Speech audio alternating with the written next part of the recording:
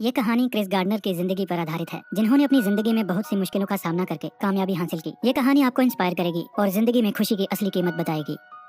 1981 के दौर में क्रिस अपनी पत्नी लिंडा और बेटे क्रिस्टोफर के साथ सैन फ्रांसिस्को में रहता था। उसने अपने सारे पैसे लगाकर बोन डेंसिटी स्कैनर नाम की ढेर सारी मशीनें इस उम्मीद में खरीदी थी कि वो आसानी से हॉस्पिटल में बिक जाएंगी, लेकिन किस्मत को तो कुछ और ही मंजूर था। वो मशीन एक्सरे मशीन की कीमत से दुगने दामों पर थी, तो जाहिर सी बात थी कि उसे बेच पाना एक जंग जीतने के बराबर था। लेकिन क्रिस को घर का गुजारा चलाने के लिए महीने में कम से कम 2 मशीनें बेचनी ही पड़ती थी, वरना घर का किराया और राशन का इंतजाम मुश्किल हो जाएगा। इन्हीं हालातों के चलते क्रिस की जिंदगी आर्थिक परेशानियों से जूझ रही थी। 2 महीनों से उसने अपने घर का किराया नहीं दिया था और घर का खर्च चलाने की सारी जिम्मेदारी लिंडा के कंधों पर आ चुकी थी, जो पैसों के लिए डबल शिफ्ट में काम कर रही थी। हर बार क्रिस की नाकामयाबी को देखकर लिंडा थक चुकी थी। उसे लगने लगा था कि क्रिस अपनी जिंदगी में कुछ भी कर नहीं पाएगा और क्रिस से शादी करके उसने अपनी जिंदगी बर्बाद कर दी है। पैसों की किल्लत के चलते उन दोनों में झगड़ा होना एक आम बात हो चुकी थी। हर रोज की तरह क्रिस अपने बेटे क्रिस्टोफर को स्कूल छोड़कर स्कैनर बेचने के लिए निकल जाता है, पर कोई भी हॉस्पिटल उसे खरीदने के लिए तैयार नहीं होता। इसके बाद वो लिंडा से मिलता है, जो कहती है कि उन्हें टैक्स न भरने पर नोटिस आ चुका है। क्रिस वहाँ से बाहर जाता है तो पुलिस वाला नो पार्किंग में खड़ी उसकी कार को टो करके ले जाता है। रोज की तरह खाली हाथ वो अपने घर जाता है और खाना खाने के बाद वो रूबिक्स क्यूब सॉल्व करने लगता है, जो उस जमाने में नया नया ही आया था। लिंडा उसे टैक्स के पैसों के बारे में पूछती है तो क्रिस बहाना बनाने लगता है और उनमें झगड़ा शुरू हो जाता है। फिर क्रिस दूसरे कमरे में बैठकर रूबिक्स क्यूब सॉल्व करने लगता है, जो उसके लिए काफी आसान था। अगले दिन उसे एक आदमी अपनी महंगी गाड़ी चलाते नजर आता है। क्रिस उससे पूछता है कि वो क्या काम करता है, तो वो एक बड़ी बिल्डिंग की ओर इशारा करके कहता है कि वो इस बिल्डिंग में स्टॉक ब्रोकर का काम करता है। क्रिस उस बिल्डिंग से बाहर आते हुए सभी लोगों को देखता है, जो काफी खुश नजर आ रहे थे। क्रिस भी उन जैसी ही खुशी पाना चाहता था और उसे लगता है कि परेशानियों के मोहल्ले से बाहर निकलने का यही रास्ता है। वो स्टॉक ब्रोकर की नौकरी करने का फैसला लिंडा को सुनाता है, जो उसका मजाक उड़ाकर चली जाती है क्योंकि वो सिर्फ +2 पास था। अगले दिन वो उस कंपनी में नौकरी का एप्लीकेशन फॉर्म लेने जाता है। वो अपना स्कैनर एक स्ट्रीट आर्टिस्ट के पास छोड़कर अंदर चला जाता है। वहाँ एक आदमी उसे फॉर्म देकर एप्लीकेशन प्रोसेस के बारे में समझाने लगता है, लेकिन तभी वो स्ट्रीट आर्टिस्ट को अपना स्कैनर लेकर भागते हुए देखता है और पूरी बात सुने बिना ही उसके पीछे भागने लगता है, पर वो ट्रेन में बैठकर चली जाती है। अगले दिन वो खुद जाकर अपना जॉब एप्लीकेशन फॉर्म उस कंपनी के रिसोर्स हेड के डीन जे को देता है। जे काफी जल्दी में था, इसलिए उसकी ज्यादा बात सुन नहीं पाता। वहाँ से बाहर आने के बाद उसे वो स्ट्रीट आर्टिस्ट नजर आती है। क्रिस उनसे अपना स्कैनर वापस लेते हुए कहता है कि एक स्कैनर को खो देने का मतलब है कि 1 महीने का राशन खो दिया। उसने अपनी बीवी से आज कम से कम एक स्कैनर बेचने का वादा किया था, लेकिन उसके खाली हाथों की बजाय 2 स्कैनर्स वापस आते देखकर लिंडा निराश हो जाती है। क्रिस्टोफर को उसके जन्मदिन पर बास्केटबॉल देने के बाद वो लिंडा को वापस आए स्कैनर की कहानी बताने लगता है, लेकिन लिंडा उसकी कोई बात नहीं सुनती क्योंकि उसे अब क्रिस पर भरोसा नहीं रहा था। इसके बाद वो जे से मिलता है, जो टैक्सी में बैठकर जाने वाला था, तो क्रिस कहता है कि वो भी उसी ओर जा रहा है और वो टैक्सी में बैठ जाता है। क्रिस अपनी नौकरी के बारे में बात करना चाहता था, लेकिन जे रूबिक्स क्यूब सॉल्व करने में बिजी था। अपना टैलेंट दिखाकर जे को इम्प्रेस करने के लिए क्रिस वो रूबिक्स क्यूब सॉल्व कर देता है और जे इम्प्रेस हो जाता है। लेकिन जे का घर आ गया था और वो टैक्सी से उतरकर अपने घर चला जाता है। इसका मतलब जे का किराया भी क्रिस को देना पड़ेगा। फिर जब टैक्सी एक चौराहे पर खड़ी होती है तो क्रिस गाड़ी से निकलकर भाग जाता है और टैक्सी ड्राइवर उसका पीछा करने लगता है। उससे बचने के लिए क्रिस एक ट्रेन में चढ़ जाता है, लेकिन उसका स्कैनर दरवाजा बंद होने की वजह से बाहर ही रह जाता है। वो फोन करके लिंडा से माफी मांगता है क्योंकि वो क्रिस्टोफर को लेने उसके स्कूल नहीं जा सका था। क्रिस्टोफर को स्कूल से लाने के लिए लिंडा को अपनी एक शिफ्ट छोड़नी पड़ी थी और वो क्रिस से कहती है कि वो घर छोड़कर जा रही है। क्रिस भागकर अपने घर की ओर आता है, लेकिन लिंडा जा चुकी थी। उसी समय उसे जे का फोन आता है, जो उससे इम्प्रेस हो गया था और अपने सेक्रेटरी का नंबर लिखने के लिए कहता है, लेकिन क्रिस के पास कोई पेन नहीं होता, तो वो नंबर याद कर लेता है और साथ वाले स्टोर में जाकर लिख लेता है। अगली सुबह वो स्कूल के बाहर लिंडा से मिलता है और कहता है कि क्रिस्टोफर मेरे साथ ही रहेगा क्योंकि वो अपने बेटे से बहुत प्यार करता है और उसके बिना रह नहीं सकता। लिंडा उससे काफी नाराज थी। वो क्रिस्टोफर को उसके पास छोड़कर चली जाती है। शाम को वो क्रिस्टोफर को स्कूल से लेकर घर चला जाता है और मकान मालिक उसे मकान खाली करने के लिए कहता है क्योंकि उसने 2 महीनों से किराया नहीं दिया था। क्रिस उससे कुछ दिनों की मोहलत मांगता है, जिसके बदले में वो घर को पेंट करेगा और मकान मालिक मान जाता है। अगले दिन जब वो दीवारों को पेंट कर रहा था, तब दरवाजे पर पुलिस उसे गिरफ्तार करने के लिए आ जाती है क्योंकि उसने नो पार्किंग का चालान नहीं भरा था। वो पुलिस स्टेशन जाकर चालान भरता है, लेकिन पुलिस वाला कहता है कि चालान सुबह 9:30 बजे वेरीफाई होगा और तब तक तुम्हें यहीं पर रहना पड़ेगा। क्रिस कहता है कि सुबह 10:15 बजे उसका इंटरव्यू है, लेकिन पुलिस वाला उसकी कोई बात नहीं सुनता। वो लिंडा को फोन करके उसे क्रिस्टोफर का ध्यान रखने के लिए कहता है। अगली सुबह वो अपने इंटरव्यू के लिए भागता है। उसके पास इतना वक्त भी नहीं था कि वो ढंग के कपड़े पहन पाता। क्रिस उनसे कहता है कि वो बाहर बैठकर कोई कहानी बनाने की कोशिश कर रहा था कि वो इन कपड़ों में क्यों आया है, लेकिन वो कोई भी कहानी बना नहीं पाया। फिर वो उनसे कहता है कि चालान ना भरने की वजह से पुलिस ने उसे गिरफ्तार कर लिया था। उसकी ये बात सुनकर सब हंसने लगते हैं क्योंकि चालान भरना उनके लिए बहुत छोटी बात थी। फिर क्रिस उन्हें अपनी पढ़ाई के बारे में बताता है। वो कहता है कि वो अपनी क्लास में फर्स्ट आया था, पर उसकी क्लास में सिर्फ 12 बच्चे ही थे क्योंकि वो छोटे शहर का स्कूल था और 12 बच्चों में फर्स्ट आना कोई बड़ी बात नहीं थी, तो कंपनी के हेड मिस्टर मार्टिन उससे ज्यादा इंप्रेस नहीं होते। क्रिस उनसे कहता है कि मैं एक ऐसा आदमी हूँ, अगर मुझे जवाब नहीं पता तो मैं ये साफ कह दूंगा कि मुझे जवाब नहीं पता है, लेकिन किसी भी चीज का जवाब कैसे पता करना है वो मैं बड़ी अच्छी तरह से जानता हूँ। मिस्टर मार्टिन कहते हैं कि अगर एक आदमी बिना कमीज पहने तुम्हारी कंपनी में इंटरव्यू देने के लिए आएगा तो तुम उसे नौकरी पर क्यों रखोगे। जवाब में क्रिस उनसे कहता है कि शायद उसने एक अच्छी पैंट पहनी हो इसलिए। यह जवाब सबको अच्छा लगता है और वो क्रिस को सेलेक्ट कर लेते हैं। ऑफिस के बाहर वो जे से कहता है कि मैं नौकरी के बारे में सोचकर बताऊंगा क्योंकि नौकरी लगने से पहले उसे 6 महीनों के लिए ट्रेनिंग करनी पड़ेगी, जिसके बदले में उसे कोई भी पैसा नहीं मिलेगा, क्योंकि जब वो एप्लीकेशन फॉर्म लेने गया था तब उस स्ट्रीट आर्टिस्ट की वजह से क्रिस सारी शर्तें ध्यान से सुन नहीं पाया था। रात को लिंडा क्रिस्टोफर को लेकर वापस आती है और कहती है कि उसे न्यूयॉर्क में वेट्रेस की जॉब मिल गई है, लेकिन क्रिस कहता है कि वो क्रिस्टोफर को अपने साथ ही रखेगा। क्रिस पता नहीं क्रिस्टोफर को कैसे पालेगा ये सोचकर लिंडा रोती हुई वहाँ से चली जाती है। फिर क्रिस जे को फोन करके कंपनी ज्वाइन करने के लिए कहता है। वो अपना सामान लेकर एक सस्ते मोटल में रहने के लिए चला जाता है। फिर क्रिस्टोफर एक बास्केटबॉल प्लेयर बनने की बात कहता है, पर क्रिस कहता है कि वो एक बड़ा प्लेयर नहीं बन पाएगा, जिससे क्रिस्टोफर का कॉन्फिडेंस गिर जाता है। उसका उदास चेहरा देखकर क्रिस उससे कहता है कि किसी से भी ये बात मत सुनो कि हम अपने सपने पूरे नहीं कर सकते, चाहे वो तुम्हारा बाप क्यों ना हो। अगर हम ठान ले तो हम कुछ भी कर सकते हैं। एक स्कैनर बेचकर उसके पास कुछ पैसे आ जाते हैं जो गुजारा करने के लिए काम आएंगे। फिर क्रिस अपनी ट्रेनिंग पर चला जाता है। सभी कैंडिडेट्स में से सिर्फ एक कैंडिडेट की ही सिलेक्शन होगी। क्रिस के लिए वहाँ टिकना आसान नहीं होगा, क्योंकि ना तो वो अच्छे स्कूल कॉलेज में पढ़ा था और ना ही उसे स्टॉक मार्केट की कोई जानकारी थी। ट्रेनिंग इंचार्ज बताता है कि पिछले साल एग्जाम में एक कैंडिडेट के 96% मार्क्स आने के बावजूद भी कंपनी हेड ने उसे सिलेक्ट नहीं किया था, क्योंकि एग्जाम के अलावा और भी बहुत सारी चीजें देखी जाती हैं और वो सबको मेहनत करके 100% मार्क्स लाने के लिए कहता है। बाहर आकर उसे मिस्टर मार्टिन मिलते हैं, लेकिन वो उनसे लंबी बातचीत नहीं कर पाता, क्योंकि एक भिखारी उसका स्कैनर लेकर जा रहा था जो स्टेशन पर छूट गया था। क्रिस उसके पीछे भागता है, पर उसकी कार के साथ टक्कर हो जाती है और उसका एक जूता भी खो जाता है। उसे जूते के बगैर ही ऑफिस जाना पड़ता है। क्रिस पर पहले ही बहुत प्रेशर था और उसका ट्रेनिंग इंचार्ज अपने पर्सनल कामों के लिए हमेशा क्रिस को इधर उधर भगाता रहता था, जिसकी वजह से उसके काफी जरूरी काम छूट जाते थे। उसे अपने सारे काम खत्म करने के बाद क्रिस्टोफर को स्कूल से लेकर काफी लंबा सफर करके घर जाना पड़ता था, इसलिए वो अपने फोन का रिसीवर नीचे नहीं रखता था और लगातार फोन करके वो अपने 8 मिनट बचा लेता था। वो पानी भी नहीं पीता था ताकि उसे वॉशरूम न जाना पड़े। जो काम उसके साथी 9 घंटों में पूरा करते थे उसे वो 6 घंटों में पूरा करना पड़ता था। ऐसे ही चलते हुए 2 महीने बीत चुके थे, पर क्रिस के हाथ कोई भी बड़ी सफलता नहीं लगी थी। तो वो अपने सबसे बड़े क्लाइंट को फोन करता है, जो क्रिस को 20 मिनट में अपने ऑफिस पहुंचने के लिए कहता है। क्रिस फौरन ही वहाँ से निकल जाता है, लेकिन ट्रेनिंग इंचार्ज उसे अपनी गाड़ी पार्क करने के लिए कहता है, जिसकी वजह से क्रिस वो मौका भी खो देता है, क्योंकि उसने 2 महीनों से किराया नहीं दिया था। तो मोटल वाला भी उससे किराया मांगने लगा था। उसका सबसे बड़ा क्लाइंट फुटबॉल मैच देखने जाने वाला था और इस बात का फायदा उठाकर क्रिस अपने बेटे को साथ लेकर उससे मिलने चला जाता है। वो उस दिन वक्त पर ना पहुंचने के लिए माफी मांगता है और उसे मौका देने के लिए शुक्रिया कहता है। फिर वो आदमी उन्हें अपने साथ फुटबॉल मैच देखने के लिए बुला लेता है। मैच के दौरान वो क्रिस से कहता है कि मैं तुमसे इम्प्रेस हूँ, लेकिन इसका मतलब ये नहीं कि मैं तुम्हारी कंपनी में पैसे लगाऊंगा। क्रिस की वहाँ बात नहीं बनती, लेकिन क्रिस्टोफर काफी खुश था जो मैच एंजॉय कर रहा था। अगली सुबह उसे इनकम टैक्स का नोटिस मिलता है, क्योंकि उसने टैक्स नहीं भरा था तो डिपार्टमेंट ने उसके बैंक अकाउंट से टैक्स के पैसे काट लिए थे। वो पैसे उसके लिए बहुत जरूरी थे, क्योंकि उन्हीं से उसका गुजारा चलने वाला था। फिर वो अपने एक दोस्त के पास उधार के पैसे वापस मांगने जाता है, लेकिन उसका दोस्त उसे पैसे देने से मना कर देता है। कुछ देर बाद उसे वो भिखारी फिर से नजर आता है और क्रिस अपना स्कैनर वापस ले लेता है। वो जगह जगह जाकर उसे बेचने की कोशिश करता है और एक डॉक्टर उसे खरीदने के लिए मान जाता है, लेकिन वो स्कैनर खराब हो चुका था, इसलिए वो बिक नहीं पाता। सबसे बड़ी परेशानी तो तब आती है जब वो मोटल वापस जाता है। मोटल वालों ने उसका सामान बाहर निकालकर कमरे को ताला लगा दिया था, क्योंकि उसने किराया नहीं दिया था। ये देखकर उसकी हालत बहुत खराब हो जाती है। उसे समझ नहीं आता कि वो कहाँ जाए, क्या करे, किससे मदद मांगे। मानो जैसे सभी परेशानियों को सिर्फ एक ही आदमी नजर आ रहा था और वो था क्रिस। लेकिन ये सिलसिला यहाँ थमने वाला नहीं था। मोटल से निकलकर वो स्टेशन चला जाता है और रात गुजारने के लिए सोचने लगता है। फिर वो क्रिस्टोफर के साथ खेलने लगता है और उससे कहता है कि ये स्कैनर नहीं बल्कि एक टाइम मशीन है, जिसकी मदद से हम डायनासोर के टाइम में पहुंच चुके हैं। और डायनासोर से बचने के लिए वो उसे टॉयलेट में ले जाता है। वो कागज बिछाकर क्रिस्टोफर को अपनी गोद में सुला देता है। बाहर से कोई आदमी दरवाजा खटखटाता है, लेकिन क्रिस उठकर दरवाजा नहीं खोलता। उसने अपनी जिंदगी में खुद को इतना बेबस और मजबूर कभी महसूस नहीं किया था। तो उसके सब्र का बांध टूट जाता है और वो रोने लगता है। अगले दिन वो रहने के लिए एक चर्च में जाता है, जहाँ बहुत लंबी लंबी लाइन्स होती हैं। चर्च में जगह कम थी, तो जो वक्त पर आ जाता था उन्हें जगह मिल जाती थी और बाकी लोगों को वापस भेज दिया जाता था। वो स्कैनर को ठीक करने की कोशिश करता है, लेकिन उसका एक पार्ट खराब हो गया था और नया पार्ट खरीदने के लिए उसके पास पैसे नहीं थे। अब क्रिस की परेशानियां दुगनी हो चुकी थी। उसे वक्त से पहले अपना सारा काम खत्म करके अपने बेटे के साथ चर्च की लाइन में लगना पड़ता था ताकि उन्हें जगह मिल सके। ये स्ट्रगल उसकी जिंदगी का सबसे मुश्किल दौर था, जिसकी वजह से वो खाना पीना भी भूल चुका था। उस चर्च में क्रिस की तरह सैकड़ों लोग थे जो अपनी जिंदगी की परेशानियों से जूझ रहे थे। अगले दिन वो अपनी इंटर्नशिप का फाइनल एग्जाम देता है, लेकिन उसके चेहरे पर नौकरी मिलने का कॉन्फिडेंस नहीं होता। वहाँ से बाहर आकर उसे मिस्टर मार्टिन मिलते हैं, जो अपनी टैक्सी का किराया देने के लिए क्रिस से $5 उधार मांगते हैं, क्योंकि वो अपना पर्स भूल आए थे। क्रिस के पास बहुत कम पैसे बचे थे, पर फिर भी वो $5 दे देता है। आज रात उन्हें चर्च में जगह नहीं मिलती, तो वो क्रिस्टोफर के साथ ट्रेन में ही सो जाता है। पैसे इकट्ठा करने के लिए वो अपना खून बेचता है और उन पैसों से स्कैनर का पार्ट खरीद कर उसकी रिपेयर करता है। फिर वो स्कैनर बेचकर कुछ पैसों का इंतजाम करता है, ताकि आज रात वो होटल में जाकर आराम से सो सके और कुछ देर के लिए अपनी सारी परेशानियां भुला सके। अगली सुबह वो क्रिस्टोफर के साथ बीच पर जाता है और कुछ सुकून भरे पल जीता है। आज उसकी इंटर्नशिप का रिजल्ट आने वाला था और वो अपनी सिलेक्शन के बारे में ही सोच रहा था। मिस्टर मार्टिन उसकी नई कमीज की तारीफ करते हैं। क्रिस उनसे कहता है कि आज उसकी इंटर्नशिप का आखिरी दिन है, इसलिए वो आज नई कमीज पहनकर आया है। मिस्टर मार्टिन मुस्कुराकर कहते हैं कि तुम कल भी ये कमीज पहनकर आना, क्योंकि कल तुम्हारी नौकरी का पहला दिन है। अपनी नौकरी लगने की बात सुनकर क्रिस बहुत खुश होता है। वो क्रिस से पूछते हैं कि क्या ये आसान था, तो क्रिस कहता है नहीं, ये बिल्कुल भी आसान नहीं था। फिर मिस्टर मार्टिन उधार के पैसे भी उसे वापस दे देते हैं। उस दिन क्रिस बहुत खुश होता है और कहता है इसी एहसास को खुशी कहते हैं। फिर हम उसे क्रिस्टोफर के साथ बातें करते हुए देखते हैं और उनके पास से एक आदमी गुजरता है जो असली क्रिस गार्डन है, और ये सारी कहानी इसी आदमी की जिंदगी का हिस्सा है। कहानी के अंत में हमें बताया जाता है कि क्रिस अपनी जिंदगी में एक कामयाब बिजनेसमैन बना, जिसने $multi-million की कंपनी खड़ी कर दी थी।